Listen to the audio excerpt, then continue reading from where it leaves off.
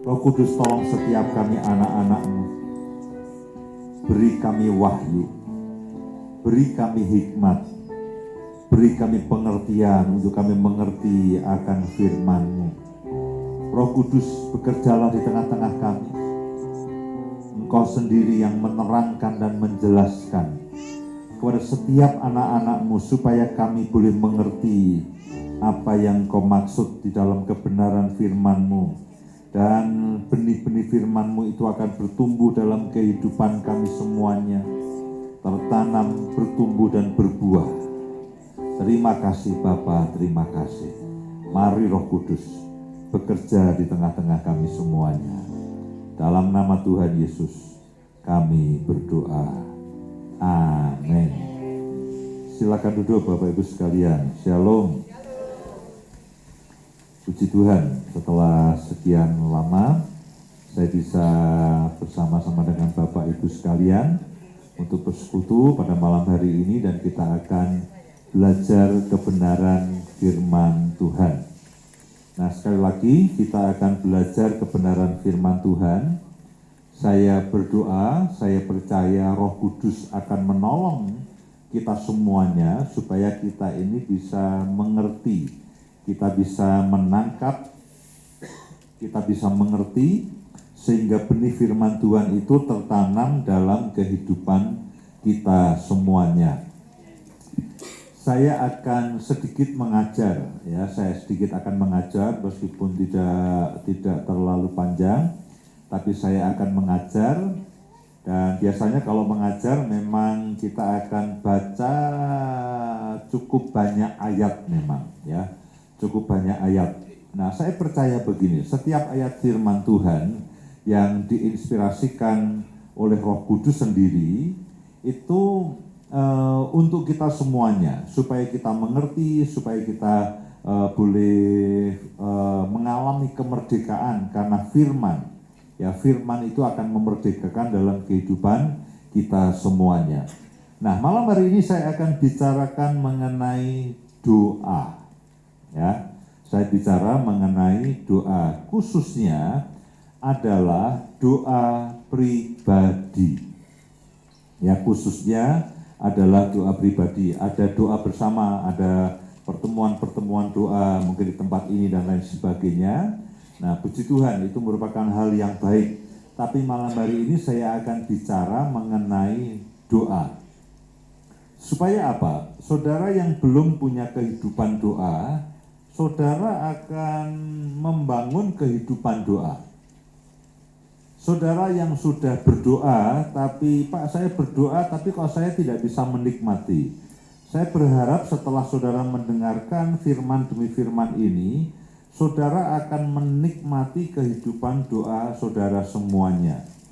Kalau saudara katakan, Pak, saya senang berdoa, saudara akan semakin senang, dan saudara akan semakin menikmati, dan saudara semakin tahu kenapa saya dan saudara itu harus berdoa.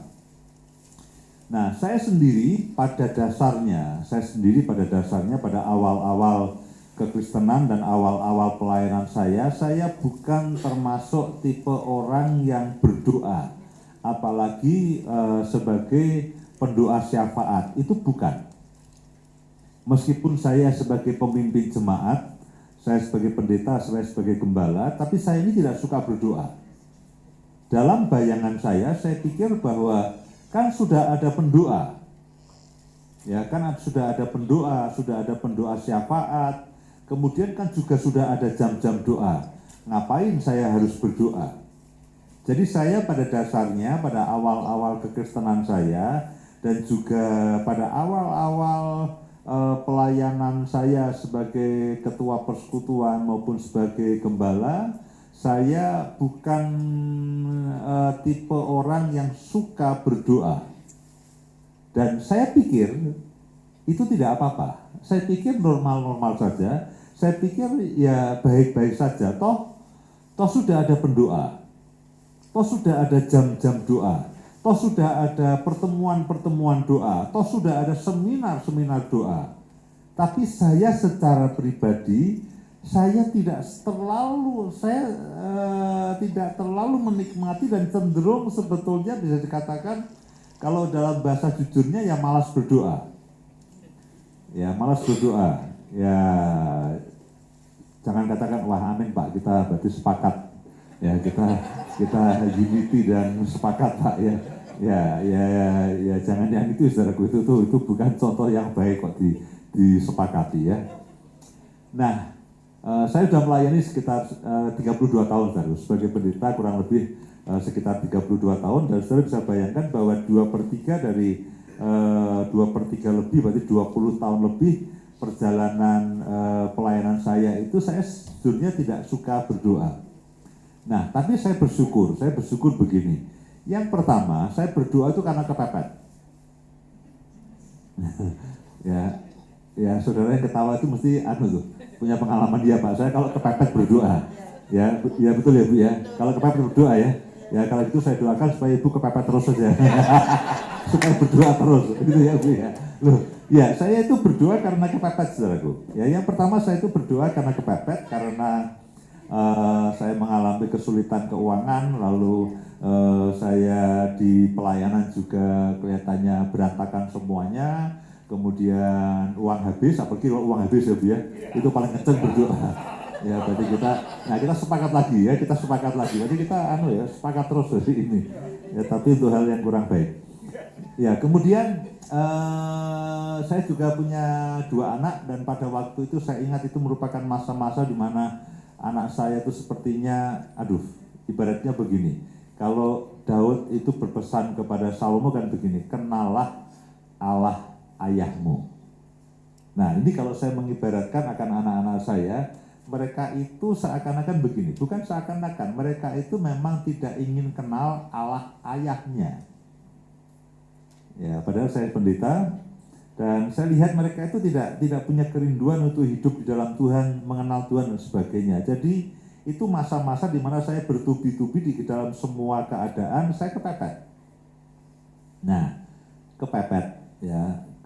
ketika kepepet, orang sesombong apapun kalau kepepet ya sudah akhirnya berdoa. Amin ya Bu ya. Amin. Amin terus Ibu ini. Nah terima kasih Bu, terima kasih karena Ibu jujur ya, Ibu jujur itu awal yang bagus kalau kita itu jujur. Nah tapi saya bersyukur bahwa dalam kepepet itu saya memilih, ya saya percaya itu pimpinan Roh Kudus. Dalam keadaan kepepet akhirnya saya memilih berdoa. Nah itu awal yang bagus. Nah kemudian beberapa waktu terakhir Tuhan itu terus bukakan ayat-ayat mengenai doa. Tuhan itu singkapkan, Tuhan itu wahyukan. Nah itu yang membuat saya akhirnya menjadi suka berdoa.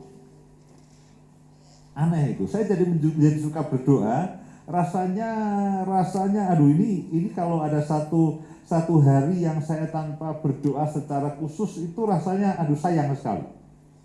Karena ketika saya mempelajari dan Tuhan singkapkan akan berbagai macam firman itu, dan saya katakan Tuhan ini ajaib. Kebenaran mengenai doa ini ajaib sekali. Nah, ketika saya mulai terus mempelajari kebenaran mengenai firman itulah, lalu Roh Kudus itu menumbuhkan satu hal dalam kehidupan saya itu mengenai doa.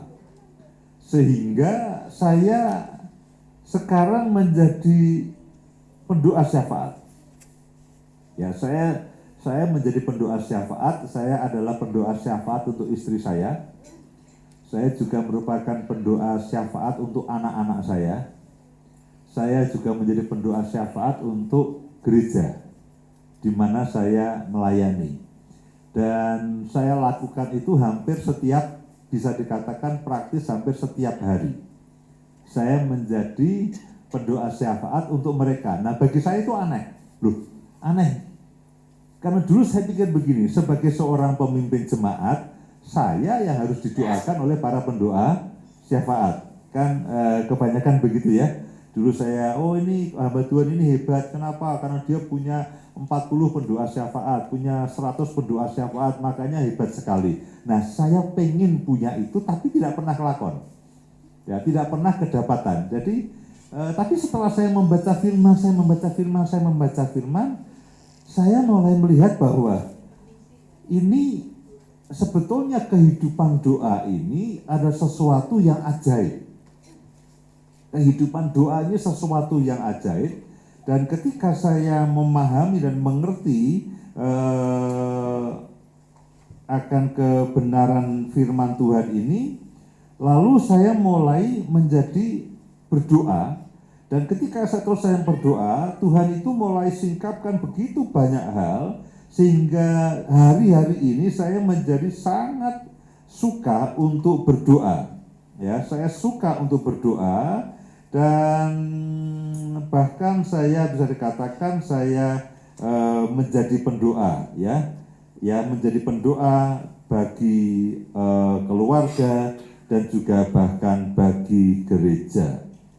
Nah, saya ingin tunjukkan beberapa ayat firman Tuhan. Saya berharap firman Tuhan ini akan menolong Bapak Ibu sekalian, sehingga semua saudara akan suka berdoa.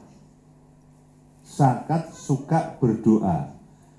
Yang pertama betul memang doa karena kepepet. Ya. Tapi nanti akan saya tunjukkan ada doa yang lainnya selain doa karena kepepet. Ya, karena doa kepepet itu juga alkitabiah. Lupa masa ada? Nanti saya tunjukkan ayatnya. Bahwa memang ada yang namanya doa kepepet, seperti yang Bapak Ibu alami semuanya. Nah, saya ingin tunjukkan satu ayat. Mari lihat sama-sama di dalam Yakobus pasal yang keempat. Yakobus pasal yang keempat, ayat yang kedua. Mari lihat sama-sama.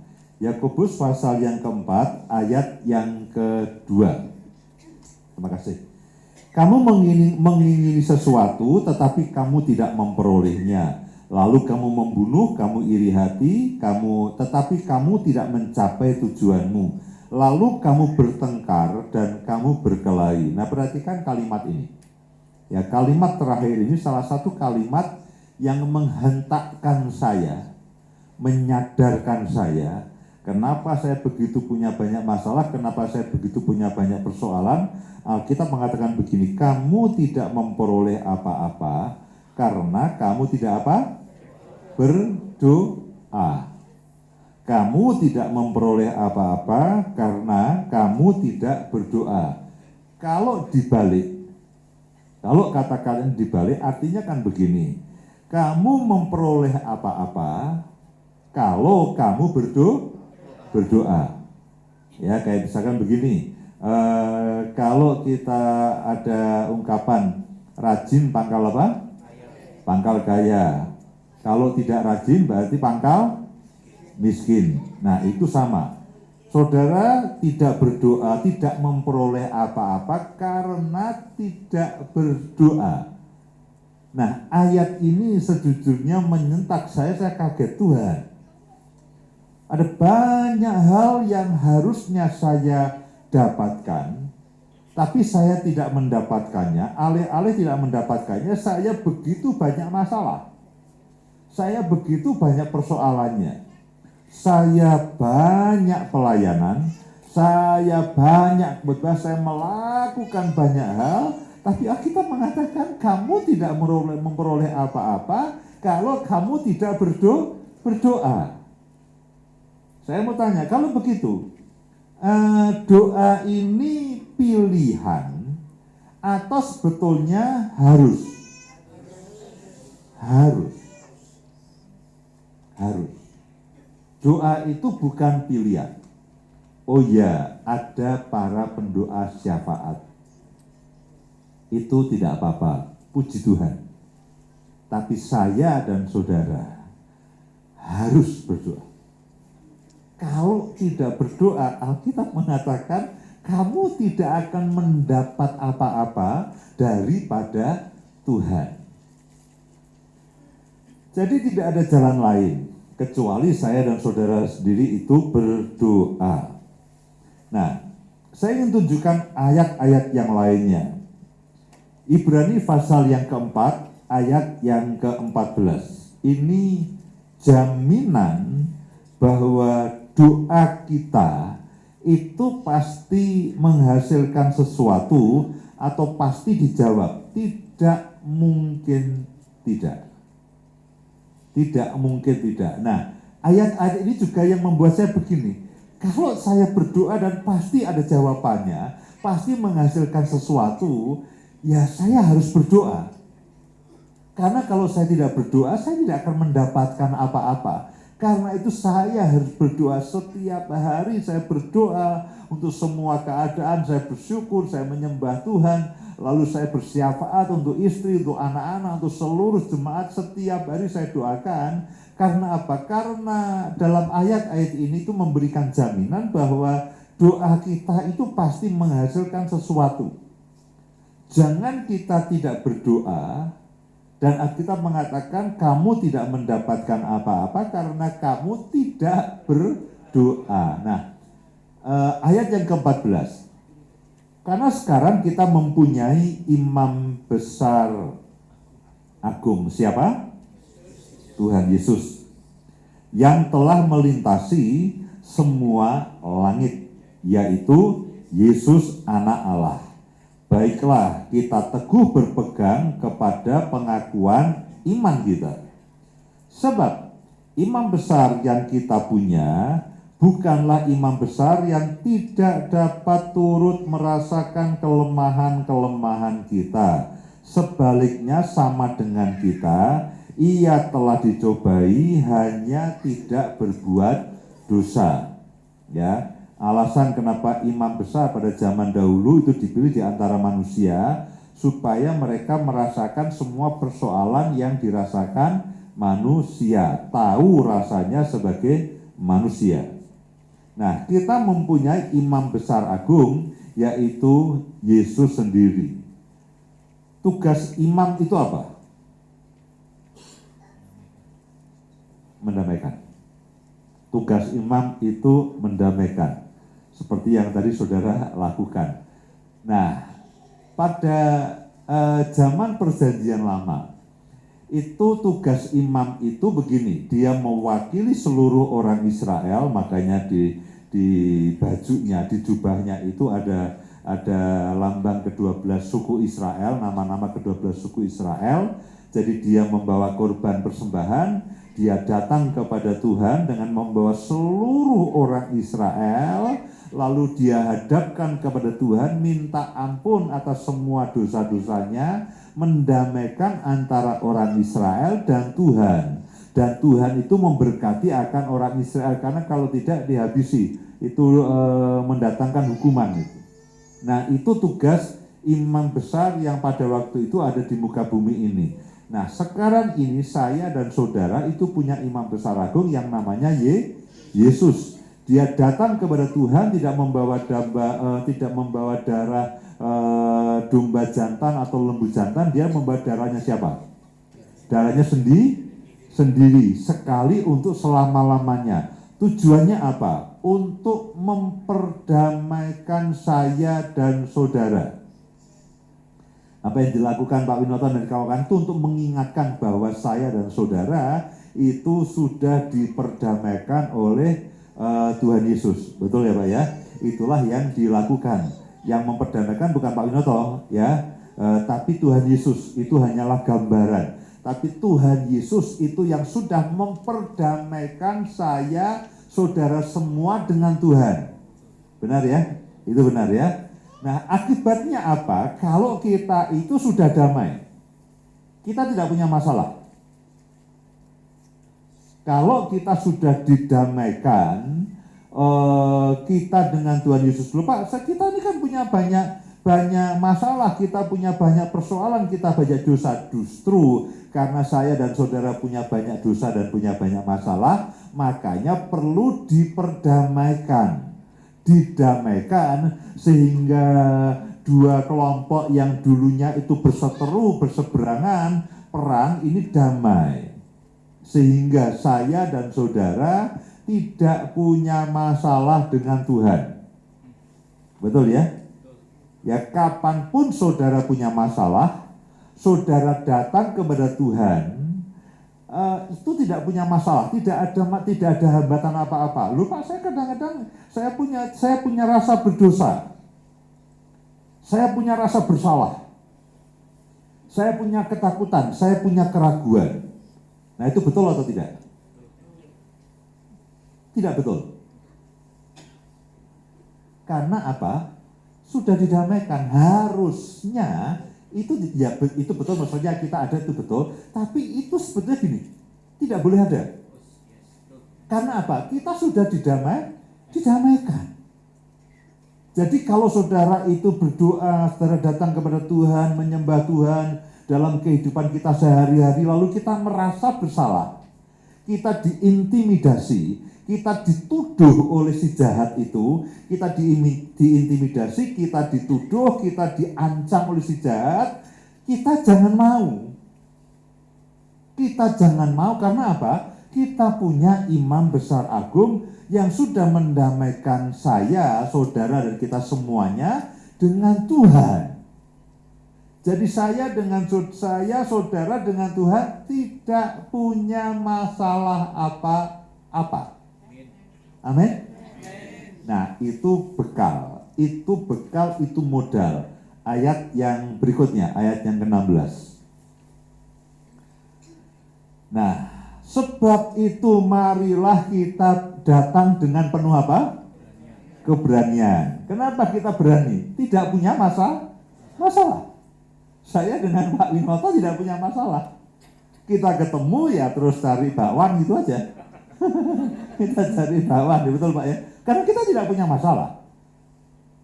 Nah, Alkitab mengatakan sebab itu marilah kita dengan penuh keberanian menghampiri tahta kasih karunia Tuhan. Dengan cara apa? Dengan cara berdoa. Terjemahan lain mengatakan dengan cara berdoa. Supaya apa? Supaya kita menerima rahmat dan menemukan kasih karunia untuk mendapat pertolongan kita pada waktunya. Jadi yang pertama, kita tidak punya masalah dengan Tuhan. Yo Pak, saya orang berdosa. Justru karena orang berdosa perlu diperdamaikan.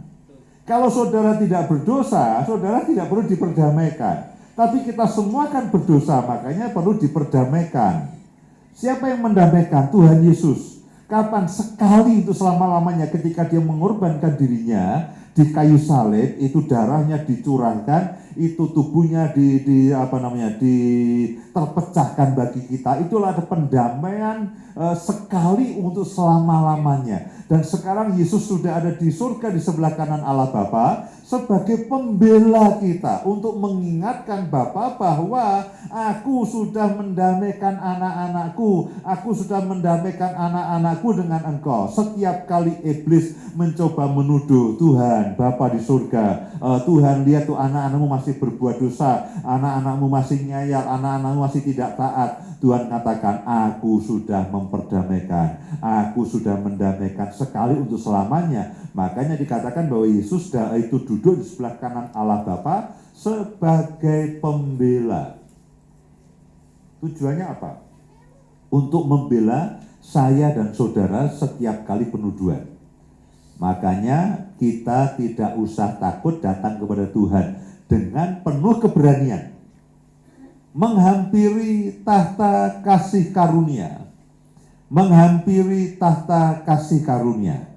Tahta kasih karunia, kalau saudara lihat tabut itu, ya di atas itu ada tutup pendamaian. Itulah tahta kasih karunia. Di antara dua kerub itu, di tengahnya itu ada sinar kemuliaan yang disebut dengan Shekinah Glory. Itulah tahta, itulah tutup pendamaian, itulah tahta kasih karunia Tuhan.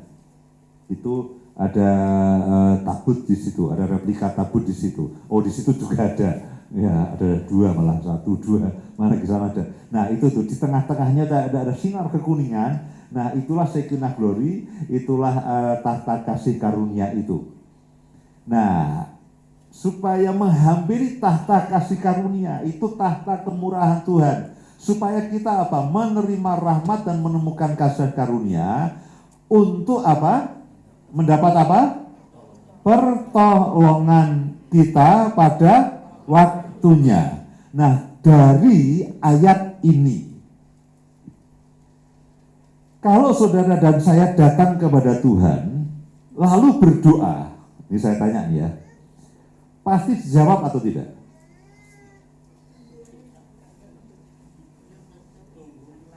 Pasti dijawab atau tidak?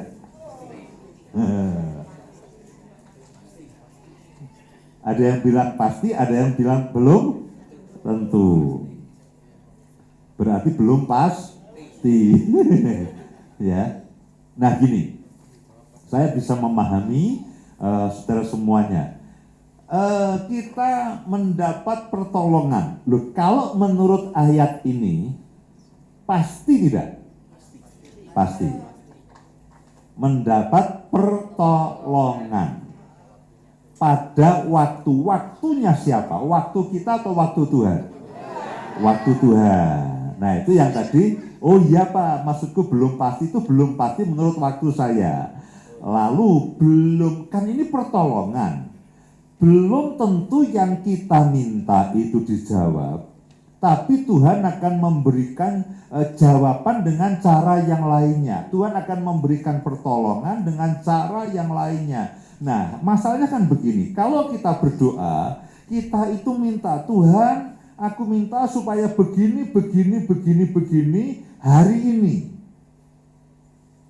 Kita mintanya begini hari ini. Nah, belum tentu Tuhan itu jawab yang ini. Tapi dia akan jawab bukan begini, tapi dia begitu. Bukan hari ini, tapi hari itu. Misalkan begini, saudara punya anak sekolah, nilainya menurut nilai sekolah jelek. Ya, nilai ulangan di sekolah jelek. Nah, begitu nilai ulangan sekolah jelek, nah kita semua orang tua stres dan marah. Kowe anak kok goblok, anake sopo lali karo nek pernah duwe anak iki lali. Iki ya anake mboke dhewe. Kowe goblok anake sopo? Iya. Ya. Nah, lalu kan begini. Nah, lalu kita ini kan, ini terus gimana? Kalau kita punya anak goblok menurut sekolahan, nilainya jelek menurut sekolahan, terus gimana? Diajar. Oh belajar, tak kira diajar. Ya, loh kadang-kadang diajar juga sih Bu ya. Kadang-kadang diajar, Bu apa kawan ya, ulangan merah lagi ya ajar. Harusnya belajar malah diajar. Nah, tapi begini. Ini misalkan ini ya, kita punya anak, lalu nilainya jelek. Loh, yang kita khawatirkan apa sih kalau nilainya itu jelek? Tidak naik kelas. Loh, kalau tidak naik kelas, lalu kenapa gitu loh? Buang waktu, buang uang. Terus gimana? Terus kenapa? Yang kita takutkan begini kan, kalau dia goblok, kita takut dengan masa depannya. Ujungnya itu ya. Kalau dia goblok menurut sekolahan, nilainya jelek menurut sekolahan, lalu kita takut nanti ini anak jadi apa? Ini anak jadi apa? Wong yang pinter banyak yang miskin. Apalagi ini goblok. Loh, kalau yang pinter itu aja banyak yang miskin, lalu ini goblok. Nemen. Loh, betul. Terima kasih Bu, terima kasih ya. Jadi tambah nemen. Iya, saya kayak lawak Sri Mulat saudara. Kan ada yang lawak, ada yang nonton, ada yang nyauti ya Bu ya. Loh, tapi itu betul. Itulah yang saya alami. Loh, menurut saya ini pinter. Menurut saya. Nggak tahu kalau menurut mamanya. Tapi anehnya, kedua anak saya itu di sekolahan tidak pinter. Loh, saya itu kan takut. Nah, itu ketakutan kita semuanya. Kalau anakku itu bodoh di sekolah, nanti bagaimana dengan masa depannya? Nah, kita berdoa, Tuhan, aku berdoa supaya anakku ini menjadi pintar. Pintar menurut sekolah. Tuhan tahu ini. Oh, sebetulnya kamu bukan masalah anakmu pinter, ulangannya matematika dapat 9 atau 10 itu bukan itu. Kamu sedang berdoa untuk masa depannya. Betul ya? Kamu sedang berdoa untuk masa depannya. Doa saya supaya anak saya pinter di sekolah itu tidak pernah dikabulkan Tuhan.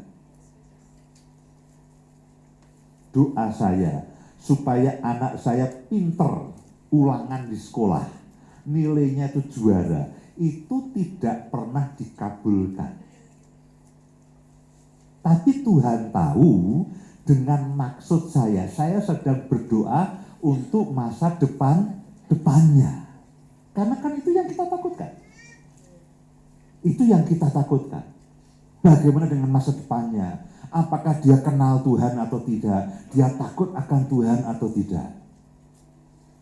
Nah, saya tidak tahu, tapi puji Tuhan. Sekarang anak-anak saya, mereka hidup dalam takut akan Tuhan. Yang satu itu, dua-duanya tidak pintar sekolah. Tidak pintar sekolah. Tapi saya lihat yang besar ini pintar bekerja. Kalau bekerja semangat, dia bisa buat apapun, dia bisa artinya kalau dia ingin sesuatu dia pelajari, dia bisa lakukan apapun, dan saya suka. Oh, ini dia tidak pintar di sini, tapi Tuhan beri kepintaran di sini. Ya, dia buka cucian sepatu, dia tahu caranya mencuci sepatu. Sekarang dia membuat ramuan kopi macam-macam dan sebagainya. Dia tahu dia bisa menunjukkan, dia bisa cerita macam-macam mengenai kopi loh. Dulu sekolahnya bukan mengenai kopi, tapi sekarang dia bisa tahu mengenai kopi. Jadi doa saya supaya bahwa dia nilai di sekolahnya itu bagus. Tuhan itu tahu, sebetulnya saya sedang berdoa untuk bekal masa depannya. Dia, Tuhan, beri kepintaran yang lain sehingga dia bisa kerja sendiri. Jadi ayat ini betul tidak? Betul. Pertolongan Tuhan itu pasti, meskipun tidak seperti yang saya bayangkan.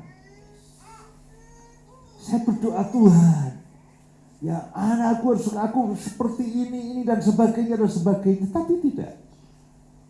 Yang kedua, tidak pintar pada waktu sekolah, ya lumayan, yang kecil, yang EL tidak pintar pada sekolah. Tapi saya lihat Tuhan beri kepintaran yang lain, pintar khotbah. Dia akhirnya menjadi pendeta untuk anak-anak muda di gereja kami. Dia sekolah Alkitab, ya, dia sekolah Alkitab, saudaraku. Saya sekolah Alkitab lokal, lokal. Dia sekolah Alkitab di Amerika, S2 di Amerika. Loh, pada waktu sekolah di SMA, ya lumayan, tapi tidak ranking tinggi itu tidak. Ya, lalu pada waktu dia sekolah ekonomi ya lumayan, tapi saya lihat dia punya kecerdasan, dia punya kepandaian di dalam hal firman. Jadi dia sekolah Alkitab S2 di Amerika, lalu sekarang kalau khotbah, nah masalah itu, saudara. Masalah, ya, dia kalau khotbah banyak orang WA mamahnya memberi pujian. Saya tidak ada, saudaraku. jadi orang sebetulnya bobot khotbahnya dia lebih berbobot. Nah, dari contoh ini saudara tahu bahwa ternyata sebetulnya Tuhan itu memberi pertolongan meskipun tidak seperti yang kita bayangkan. Saya akan minta supaya anak saya itu pintar sekolah, tapi Tuhan beri kepintaran yang lainnya. Yang satu pintar bekerja, yang satu pintar tentang Alkitab supaya bisa mengajar dan bisa berkhotbah. Nah, saya yakin bahwa kepintaran yang Tuhan berikan jauh lebih baik dan jauh lebih berguna dari kepintaran yang saya minta sebelumnya. Bapak Ibu paham ya? Dan waktunya juga menuntut menurut waktu Tuhan. Waktunya menurut waktu Tuhan. Jadi saya sangat yakin ayat ini. Karena itu berdoalah. Berdoalah, bahkan yang masih kecil, yang masih muda, berdoalah. Mulailah berdoa. Datang kepada tahta kasih karunia supaya menemukan rahmat dan menemukan kasih karunia untuk mendapat pertolongan pada waktunya, pada waktu Tuhan. Nah, sekarang ada dua jenis doa. Paling tidak ada dua jenis doa. Yang pertama itu doa yang disebut kita adalah doa kepepet, Bu. Ya, doa kepepet itu doa karena butuh, perlu kepepet kita berdoa. Nah, Alkitab juga mengajarkan kalau kepepet berdoalah. Ya, jadi ternyata Alkitabiah. Ya, jadi ternyata Alkitabiah. Filipi pasal yang keempat ayat yang ke-6. Filipi pasal yang keempat ayat yang ke-6.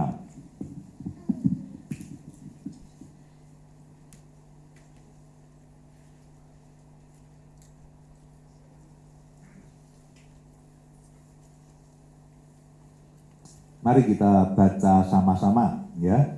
Filipi pasal yang keempat ayat yang ke-6. 1, 2, 3. Janganlah hendaknya kamu khawatir tentang apapun juga, tetapi nyatakanlah dalam segala hal keinginanmu kepada Allah dalam doa dan permohonan dengan ucapan syukur. Janganlah hendaknya kamu khawatir tentang apapun juga, tetapi nyatakanlah dalam segala hal. Segala hal itu apa? Segala yang Bapak Ibu khawatirkan. Segala yang Bapak Ibu khawatirkan, doakan, nyatakan itu kepada Allah dalam doa dan permohonan dengan sikap hati mengucap syukur. Jadi jenis doa yang pertama adalah, kalau saudara tanya, Pak, pokok doanya apa? Pokok doa pertama dalam doa kita adalah apa yang menjadi kekhawatiran kita. Apa yang menjadi kekhawatiran kita, apa yang menjadi ketakutan kita, itulah yang kita doakan. Jadi tidak salah. Sebetulnya kita tidak salah karena kita mengatakan bahwa apapun yang menjadi kekhawatiranmu, apapun yang menjadi masalahmu, itu doakan. Itu doakan. Jadi jenis doa pertama, pokok doa pertama. Jadi pokok doanya apa? Apapun yang saudara khawatirkan. Pak, saya khawatir soal keuangan, itu pokok doa. Pak, saya khawatir tentang pekerjaan, tentang masa depan, tentang anak-anak. Ini situasi tidak menentu bagaimana. Nah, itu jadikan pokok doa. Semua. Setiap kali begitu muncul kekhawatiran tentang sesuatu itu, doakan. Jangan nunggu lama, doakan. Doakan. Lalu ayat yang ke-7. Ayat yang ke-7. Damai sejahtera Allah yang melampaui segala akal akan memelihara hati dan pikiranmu dalam Kristus Yesus. Kalau selesai berdoa, kita merasakan kelegaan, kita merasakan plong. Karena kita sudah serahkan kepada Tuhan. Lalu ayat yang ke-8. Jadi akhirnya saudara-saudara, semua yang benar, semua yang mulia, semua yang adil, semua yang suci, semua yang manis, semua yang sedap didengar, semua yang disebut kebajikan dan patut dipuji, pikirkanlah semuanya itu. Pikirkanlah hal yang baik. Karena hal yang tidak baik tadi kita sudah jadikan pokok doa dan kita serahkan kepada Tuhan. Nah, Ini adalah jenis pokok doa yang pertama. Kita berdoa sesuai dengan kekhawatiran kita masing-masing, sesuai dengan keperluan kita masing-masing. Jadi saudara dan saya tidak akan kehabisan pokok doa, karena setiap hari selalu ada masalah. Doakan. Tidak harus nunggu pendoa syafaat, karena pendoa syafaat juga punya masalahnya sendiri. Ya, masalah sendiri. Jadi jadilah pendoa untuk dirimu sendiri. Jangan nunggu orang lain. Ya kalau eling, kalau tidak, kita kan terkatung-katung. Loh ya toh, kita terkatung-katung. Wes berdoa durung waduh lali lho. Tidak bisa dong. Loh ya lah, aku yang punya pokok, aku yang punya masalah sendiri. Jangan pikir pendoa syafaat tidak punya masalah. Mereka juga punya masalah. Doa saudara antrinya banyak sekali. 2 bulan baru didoakan, udah remuk saudaraku. Karena itu doakanlah dirimu sendiri. Sudah, jangan manja, itu jangan manja. Aku kita kirim surat doa kemana-mana. Nggak usah. Kalau mau kirim surat doa, tujukan pada diri saudara sendiri, diposkan alamat kita sendiri gitu loh. Ya jangan, ya bukan berarti begini, bukan berarti saya tidak mau mendoakan saudara. Bukan berarti para hamba Tuhan itu tidak mau mendoakan saudara. Lalu antri. Loh kenapa sih? Loh, itu tidak salah loh. Itu tidak salah. Saya juga tidak keberatan mendoakan saudara. Tapi sebetulnya apa halangannya saudara dan saya berdoa sendiri? Ada satu halangannya, apa? Males. Males, kita ini males. Yang pertama males, yang kedua tidak yakin. Kita tidak yakin bahwa doa kita dijawab. Wah Pak, itu kalau yang hamba Tuhan itu Pak, ketok ini ampuh loh. Tidak ada. Maafkan, tidak ada. Tidak ada. Imam besar agungnya saya dengan imam besar agungnya saudara sama tidak? Sama. Oh iya, sekali lagi ada momen-momen tertentu, mungkin para hamba Tuhan dengan karunia tertentu, dengan karunia nubuatan, lalu datang bersaudara, dipimpin oleh Roh Kudus melakukan karunia nubuatan. Itu betul loh saudaraku, itu betul, itu boleh, itu baik. Tapi pada prinsipnya, lalu kalau saudara malas berdoa, lalu nunggu hamba Tuhan datang, saudara punya masalah. Dan Tuhan sebetulnya tidak mau itu. Tuhan mau supaya saya dan setiap saudara itu setiap kali datang kepada Tuhan dengan penuh keberanian untuk mendapatkan pertolongan pada waktunya. Jadi mulai sekarang jadilah pendoa minimal untuk dirimu sendiri. Jangan merepoti para pendoa. Para pendoa itu urusannya negara, bangsa, dan dunia itu dan ya Pak ya. Ya urusannya udah bangsa dan negara. Ya udah mereka doa tuh bangsa negara, puji Tuhan. Saudara jangan nambah-nambahi. Nanti ketelingsut saudaraku doamu. Kalau ketelingsut kan repot kita. Ya kalau ketelingsut tidak repot. Jadi jangan salah paham. Kalau kita salah paham, oh berarti saja belum minta doa pada orang lain. Boleh Pak. Boleh Ibu. Alkitab mengatakan kamu harus juga saling mendoakan. Itu betul. Tapi pada prinsipnya saya dan saudara harus membangun kehidupan doa secara pribadi. Harus entah Pak pagi, siang atau malam. Terserah mana yang paling nyaman. Beberapa orang nyaman pagi. Kalau bisa, kalau pilihannya pagi, siang atau malam dan saudara semuanya bisa, saya anjurkan pagi. Sebelum memulai segala sesuatunya. Tapi Pak, saya pagi nggak sempat, saya pagi mesti jam 4 sudah belanja, udah macam-macam dan sebagainya. Oke, saya kosongnya malam, tidak apa-apa. Kerina nggak pagi ya Bu ya? Ya nggak apa-apa, mau malam itu nggak apa-apa. Tapi kalau memang bisa semuanya, pagi memang lebih baik. Tapi kalau tidak ada masalah apa-apa. Jadi, jadilah berdoa. Jadilah berdoa untuk dirimu sendiri minimal. Pokok doanya apa? Semua yang kita khawatirkan. Jaminannya apa? Imam besar agung kita. Pasti Tuhan akan menjawab, menolong kita pada waktunya dengan cara Tuhan dan waktu Tuhan. Tidak apa-apa. Saudara berdoa sesuai dengan caramu dan waktumu, tidak apa-apa. Tuhan jawabnya dengan cara Tuhan dan waktu Tuhan. Loh, tidak apa-apa kan?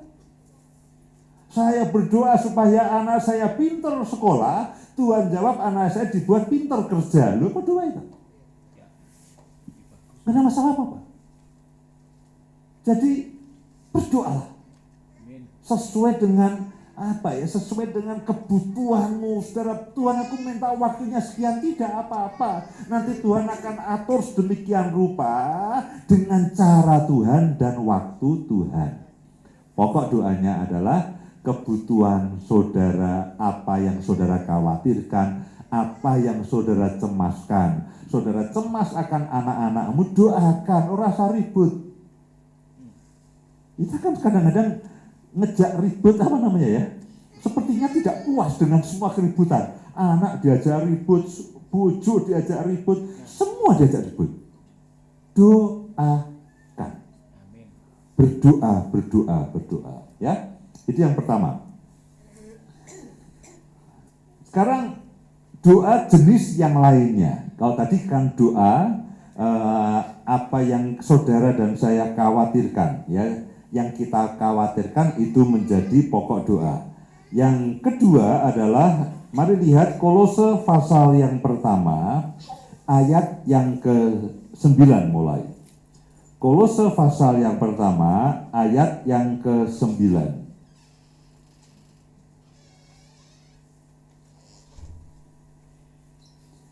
Nah, ini pokok doa jenis yang lain.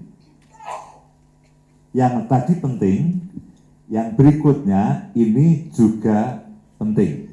Ayo baca sama-sama. 1, 2, 3. Sebab itu, sejak waktu kami mendengarnya, kami tiada berhenti-henti berdoa untuk kamu. Kami meminta supaya kamu menerima segala hikmat dan pengertian yang benar untuk mengetahui kehendak Tuhan dengan sempurna. Nah, ini Paulus. Nah, sebetulnya begini, orang kan lebih tahu gini, Paulus itu seorang rasul, tapi ketika kita melihat, dia ternyata seorang pendoa syafaat. Nah, ketika dia mendengar tentang jemaat Kolose, pada waktu dia mendengar ini, dia sedang ada di penjara. Dan dia pada waktu ini, dia belum pernah ketemu dengan jemaat di Kolose. Dia hanya dengar dari Epafras bahwa ada jemaat di Kolose. Nah, ketika dia mendengar tentang jemaat di Kolose, dia tidak berhenti-henti berdoa untuk jemaat Kolose. Nah, perhatikan pokok doanya. Kami meminta supaya kamu menerima segala apa? Segala hikmat, segala akal, pikiran, dan pengertian yang benar untuk apa? Mengetahui kehendak Tuhan dengan sempurna. Kalau pokok doa yang ada di dalam Filipi 4 ayat 6 tadi, 16 tadi adalah janganlah kamu khawatir tentang apapun juga. Pokok doanya adalah kekhawatiran kita jadikan pokok doa. Itu ya bagian yang pertama. Nah, kalau Kolose pasal yang pertama, kembali ke Kolose. Kolose pasal yang pertama ayat yang ke-9, pokok doanya apa? Supaya mereka apa? Mengerti kehendak Tuhan dengan benar. Mengetahui kehendak Tuhan dengan sempurna. Paulus berdoa untuk jemaat di Kolose untuk mengetahui kehendak Tuhan dengan sempurna. Nah, saudara bisa bayangkan begini. Kalau pokok doa ini, saudara doakan untuk suamimu. Daripada ngerasani ngeluh tentang suami. Ya, sampai orang se-RT tahu semuanya. Karena asal arisan cerita tentang suaminya, arisan ibu-ibu cerita, arisan RT ikut, arisan RW ikut, semua diceritani. Mengeluh tentang suaminya, mengeluh tentang istrinya, sekampung tahu semuanya. Nah, loh, saya itu jengkel Pak, ini suami saya nggak benar, saya itu jengkel. Iya, tapi sebetulnya ada hal yang jauh lebih baik. Doakan supaya suamimu, supaya istrimu, supaya anak-anakmu. Pak, anak saya itu ndablek, goblok, keset, apa lagi? Ndablek, goblok, keset, males. Keset itu males Pak, bukan keset. Kalau itu keset, keset itu males. Ya, bosok Jawa Tengah keset itu males. Ya, ini anak saya itu, aduh Pak, saya kalau ingat, setiap kali saya ingat anak saya itu saya jengkel, saya itu pengennya marah. Kenapa? Dia bodoh, dia malas, dia sukanya main. Jadi saya marah, setiap kali marah diomeli, terus diomeli. Berhentilah. Doakan. Kolose 1 ayat 9 ini. Tuhan, aku mulai berdoa. Beri anakku hikmat. Beri anakku pengertian. Untuk apa? Mengetahui kehendak-Mu dengan sempurna. Ajaib. Saudaraku, ketika saya mengerti kebenaran ini, saya sudah tidak mau ribut dengan anak-anak saya. Loh, ada waktunya kita ngobrol, kita diskusi ya. Tapi praktis setiap hari, bisa dikatakan hampir setiap hari lah. Mungkin seminggu paling enggak, mungkin ya tentu ada banyak pokok doa yang lainnya kan. Tapi untuk doa yang ini, itu seminggu bisa 3-4 kali. Saya pengennya anak saya seperti ini. Loh, setiap orang tua kan punya bayangan nih, soal anakku seperti ini, anakku seperti ini, dan sebagainya. Tapi sebetulnya Tuhan itu punya kehendak Tuhan yang sempurna. Nah, kita doakan ini. Nah, pokok doa ini, itu disebut dengan pokok doa ilahi. Artinya pokok doa yang sesuai dengan kehendak Tuhan. Kalau yang tadi, yang Filipi 4 ayat 16, itu kan pokok doa sesuai dengan kebutuhan kita.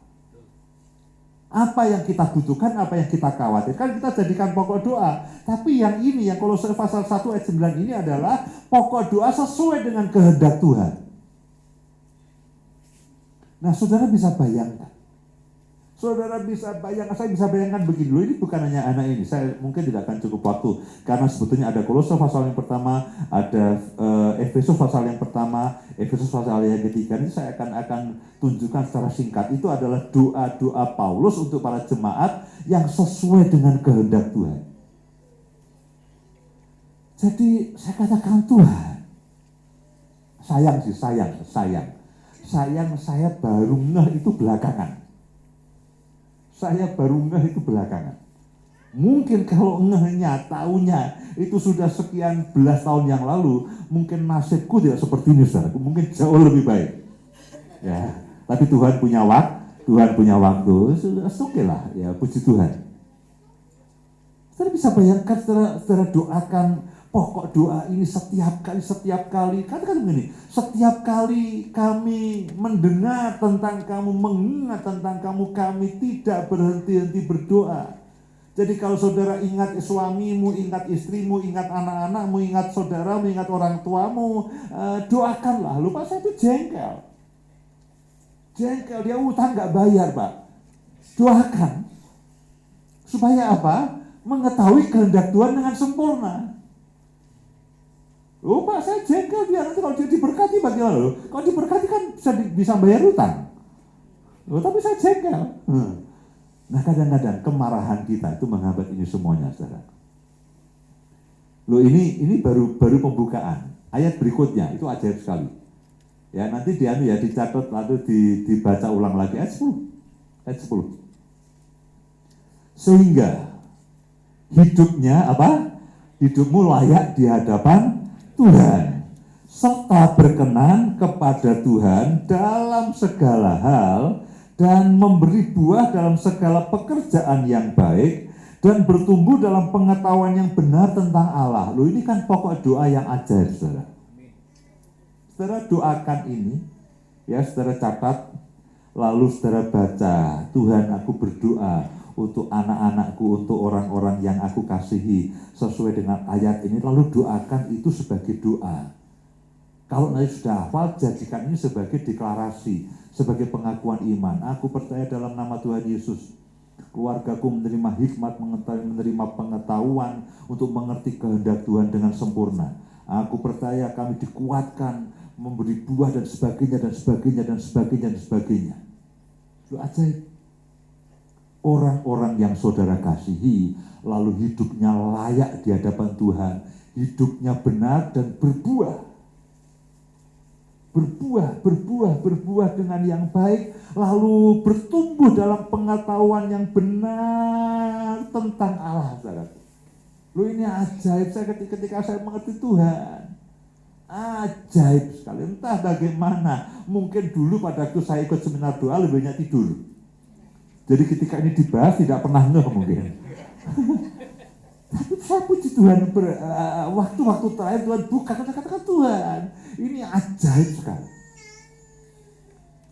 Terus saya bisa bayangkan begini. Lalu saya berdoa seperti begini ya, merangkai masa depan untuk anak-anak, untuk gereja bersama dengan Tuhan.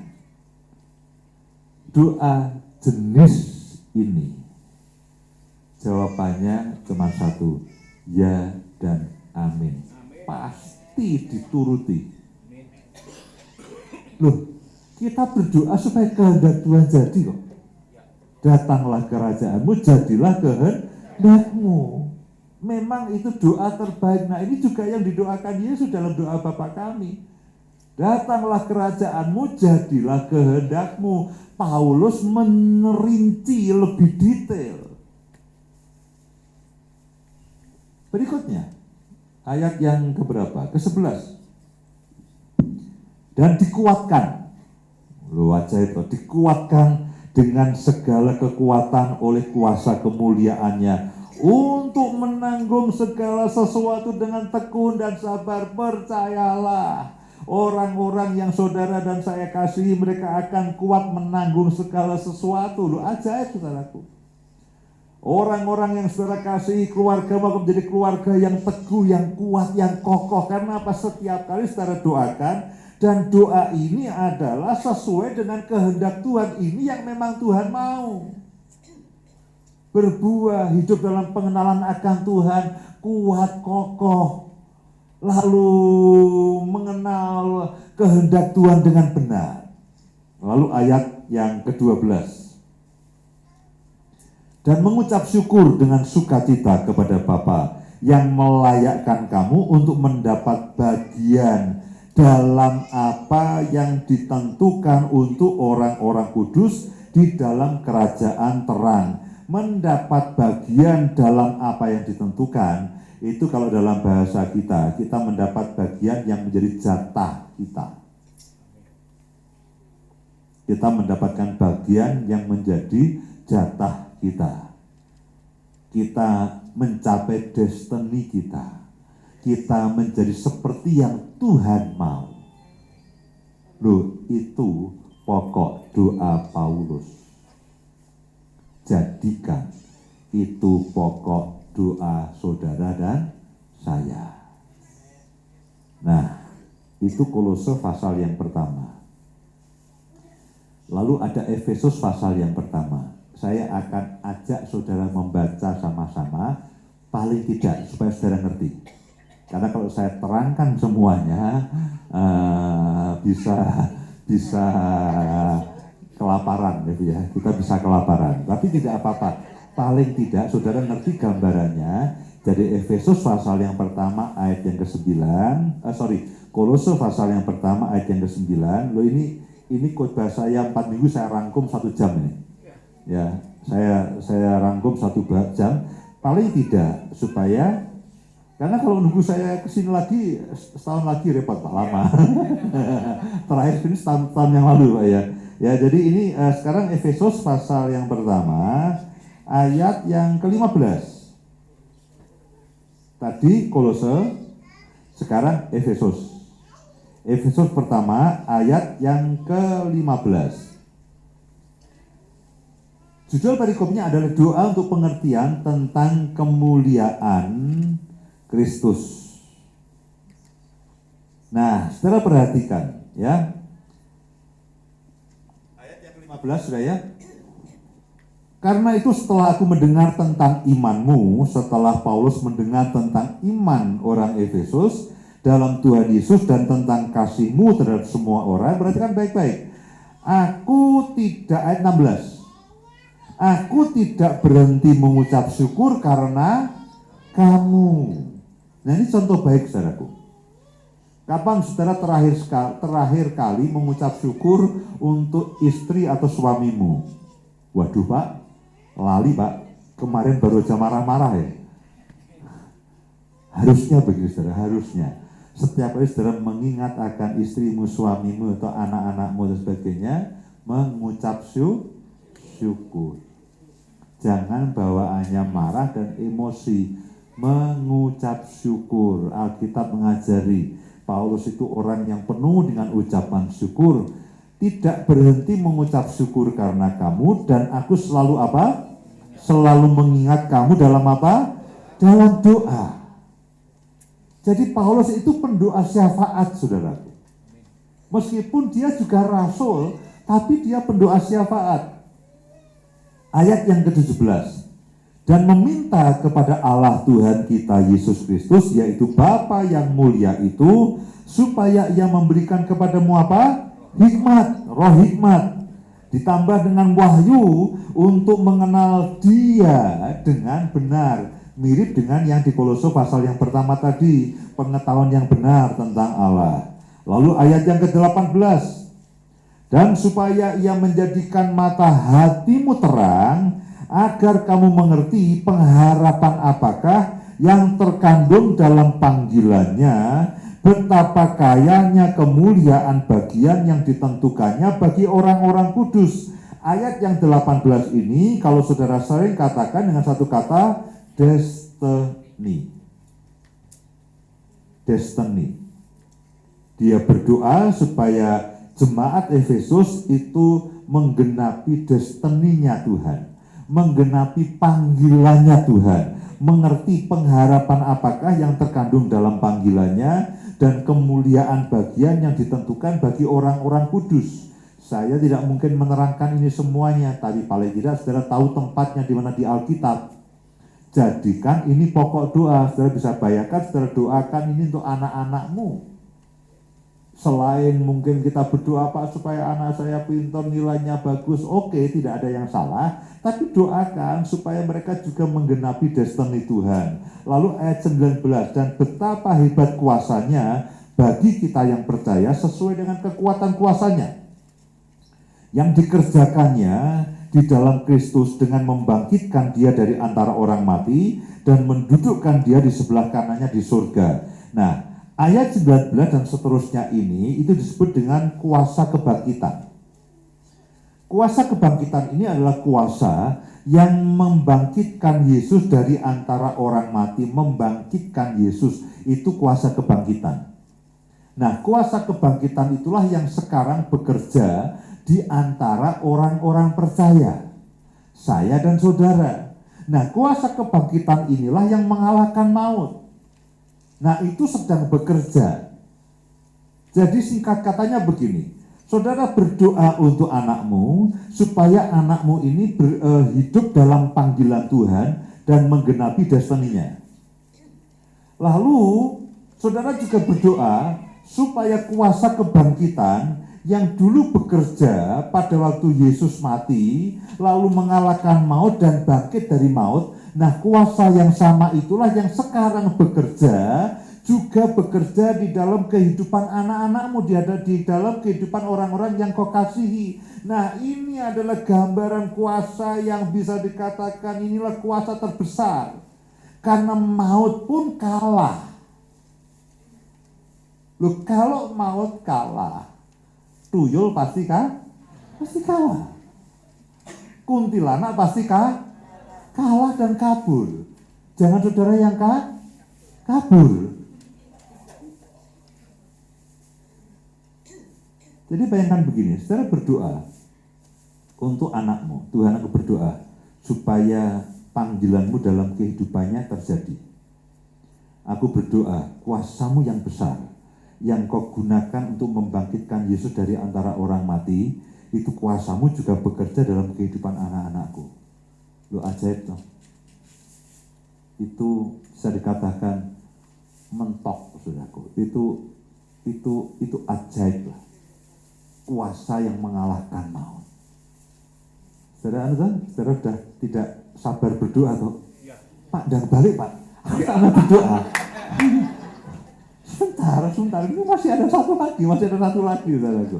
Saudara mulai tidak sabar. Waduh Pak, kalau tahu caranya begini, besok pagi saya mau berdoa. Ya, doa ayat-ayat ini jadikan pokok doa untuk orang-orang yang saudara kasih.